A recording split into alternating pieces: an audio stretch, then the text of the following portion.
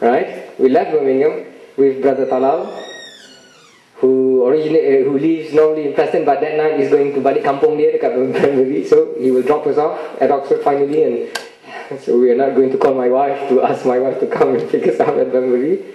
Alhamdulillah, we reached quite late at home at around 3.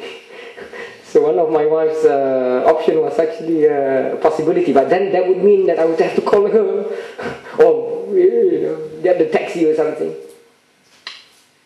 Upon reaching home, we went to sleep. The next morning, bangun fajar, bangun subuh, as we say, orang sini panggil fajar.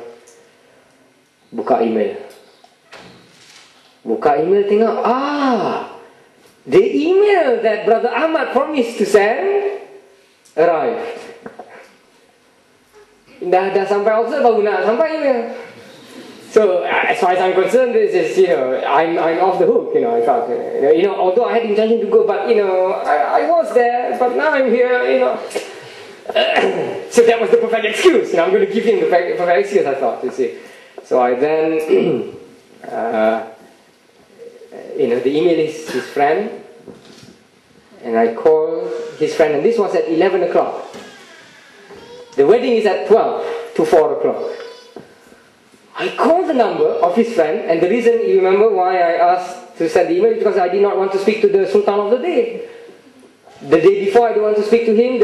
On the day of Raja Sahari, do not want to speak, and the month after, definitely don't want to speak to him. This is the adab, right? Because I'm not his friend, I saw him, he was a student of mine at Banbury Mosque, so, so I called, and the one who answered was Brother Ahmad. Subhanallah al-Azim. Subhanallah al-Azim. Subhanallah al-Azim. So this guy is very powerful. This guy is very powerful. He may be a mu'allaf. He's very powerful.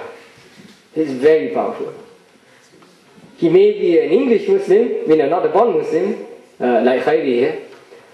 But mashallah, very powerful. His karma, his what we call barakah among the ulama. Oh, he has something. Our ulama, our guru kata, watch out, there are people like that. And you will come across people like that. And when you do come across people like that, make sure you treat them properly. Seriously. So,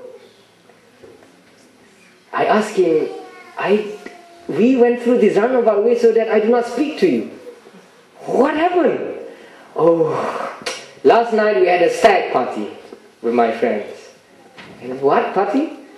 STAG. Ini perkataan baru I just learned in my English vocabulary. I'm still learning my English. A bachelor's party. And they had it a bit rough, I think, with their friends. And I mean, I don't know what they were doing. Some zikir or something like that. Overdrive. And his friend terjatuh, accidentally left his mobile phone in the groom's house.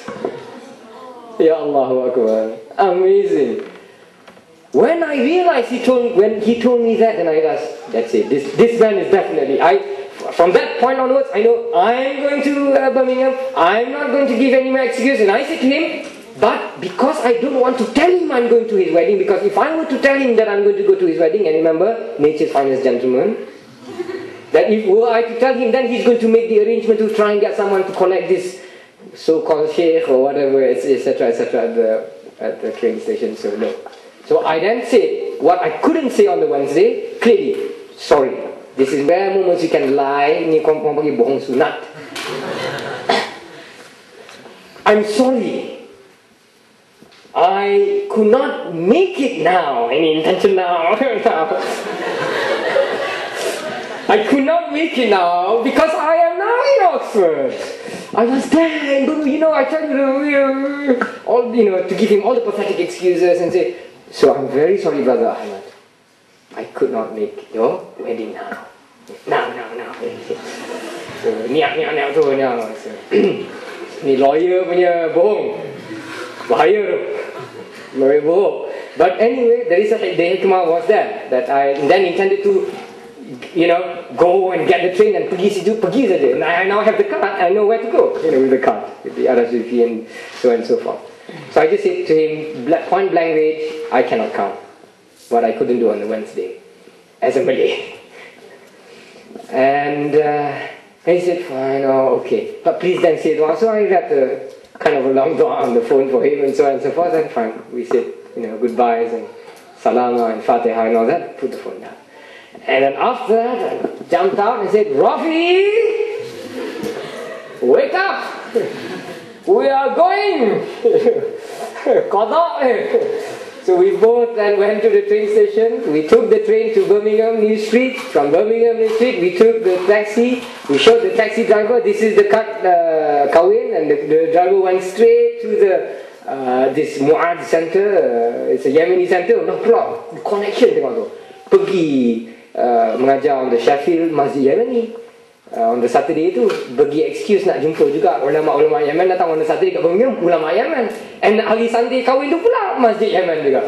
The Yemeni connection there. It's too powerful to contemplate. So anyway, I arrived and I was about to enter the hall, and although there was no any sign, and then someone, just one young boy or young man like yourself here stopped me and said, "Oh, this is the entrance for the lady." I said, "Oh, you remember, I'm in your class," and everyone said, "Oh, I see, mashallah." And so then he took me and went into it, and we went to the wedding. So that was the story about this. The lesson of the story is very simple, and I will finish with this. And could we pass, so that we end this majlis with this qasida to all of you. That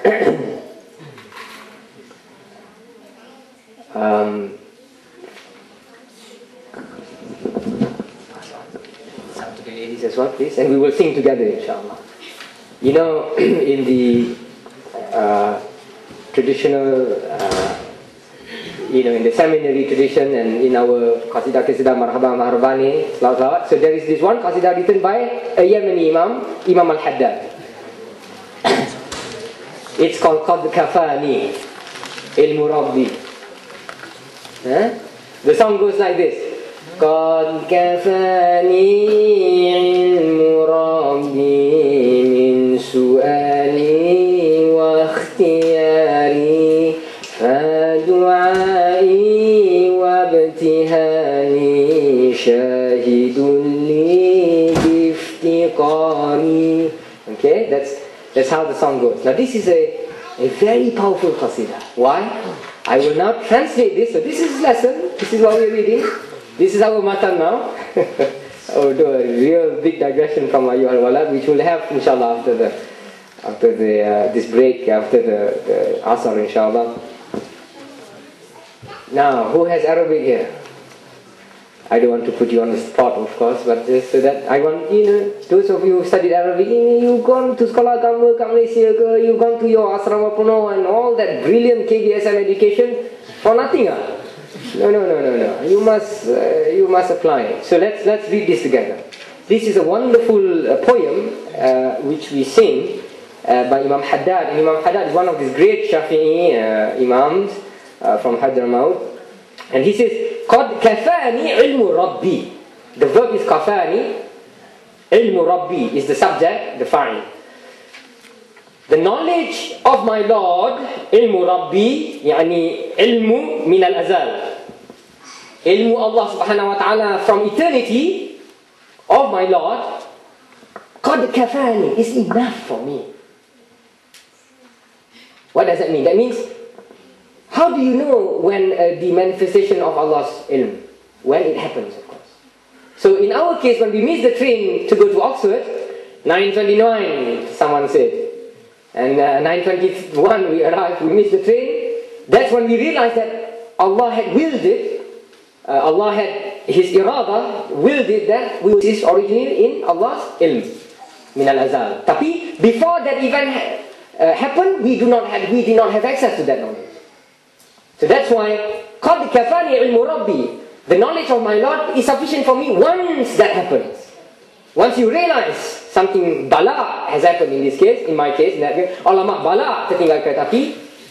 But even when the bala happens, here Imam Haddad says, the knowledge of my Lord, to know that Allah had willed